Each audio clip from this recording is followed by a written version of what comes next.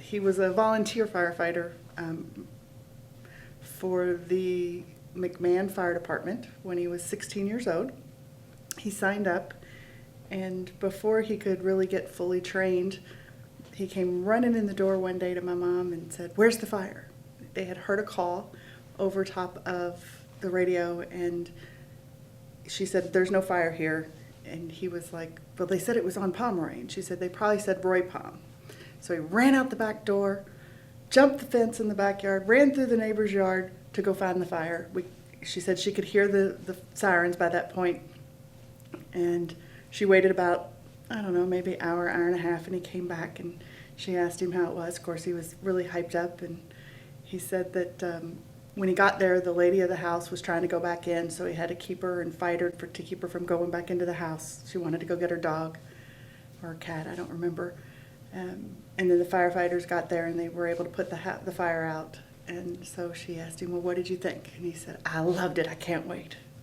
And that's how he got started. That was his first experience of fighting a fire, and he did it for 31 years as a volunteer. So he loved it, and he was good at it, and he was a captain. Yeah, he spent 31 years with the same department for McMahon Fire Department in Louisville, Kentucky. He was a firefighter, went up through the ranks to sergeant and then to captain. I believe he made captain in 95 or 96, and spent many years until 2016 being a captain, dorm captain for McMahon, being that they were a combination department. So they had paid during the day until about 5 o'clock, and then he would come in and stay the night there and have a volunteer crew that stayed the night up there with him. He did a lot of recruit training, had a lot of bright-eyed, bushy-tailed rookies come through that he got to teach and train. And then in 2009, I joined as a junior firefighter with him and got to go through the junior firefighter ranks with him.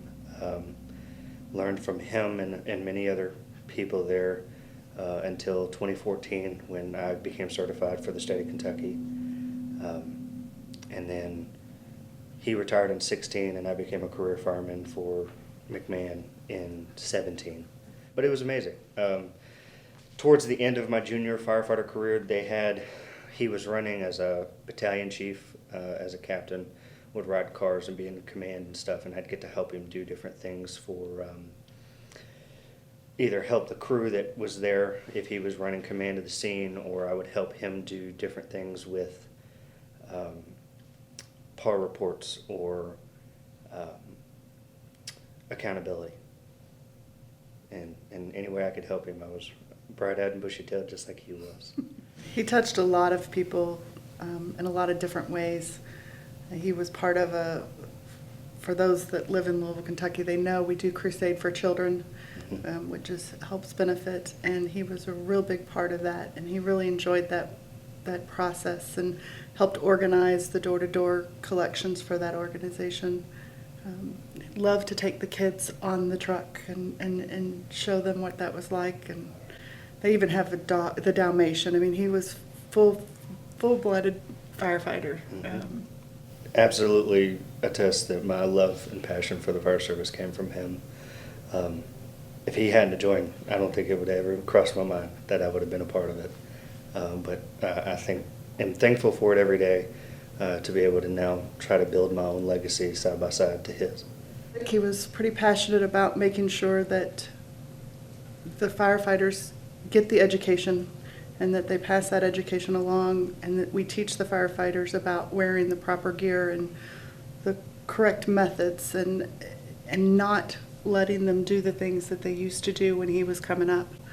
And I know they've made it, but he was real passionate and wanted to make sure that we carried that on. It's not cool to have dirty gear anymore. It's cool to have clean gear. Back in his day and a lot of the older generation firemen, if you didn't have dirty gear, you didn't do your job. And now, if you have clean gear, then you're doing your job. Fire service for me, now that he's passed away, still is everything. To know that I have his legacy and his shadow to live up to gives me something to chase every day in my life. Whether it's just my day-to-day stuff outside of the fire department, but within the fire department itself is absolutely gives me something to chase, gives me something to build off of, gives me examples every day to be able to live and train and try to become the best that I can. The fire service, you know, when I was growing up, because he's my older brother, so as growing up, you know, it was annoying because his tones would go off at 7 o'clock at dinner time all the time. So, you know, that was the kind of annoying stuff, or he'd have to leave and go do a run, and so I didn't understand it then. And now, being on this side of it and being part of a surviving family this weekend, and the things that have taken place at home and during his the time when he did pass, the family. I didn't understand the family side of it. He did because he was in it, but I didn't understand the family and the community and the connection that we have and that's there for everybody. I think for me, the best thing I want anybody to remember, especially about my dad, was that how much of a caregiver he was. I said it in the past that my passion for the fire service, my passion to help people, came from what I watched and what I learned from him through the fire service. I give every bit of credit of the way that I feel about serving my community and everything to him. I think the thing that I want people to remember most about him is the strength. It's the one thing that struck me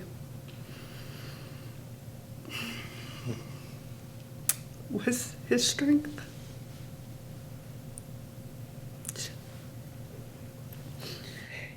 Like most firefighters, he had a lot of strength, and he would get up every day and he would fight in the end, for his own life, but he fought every day for everyone's life. So it's his strength that impressed me the most.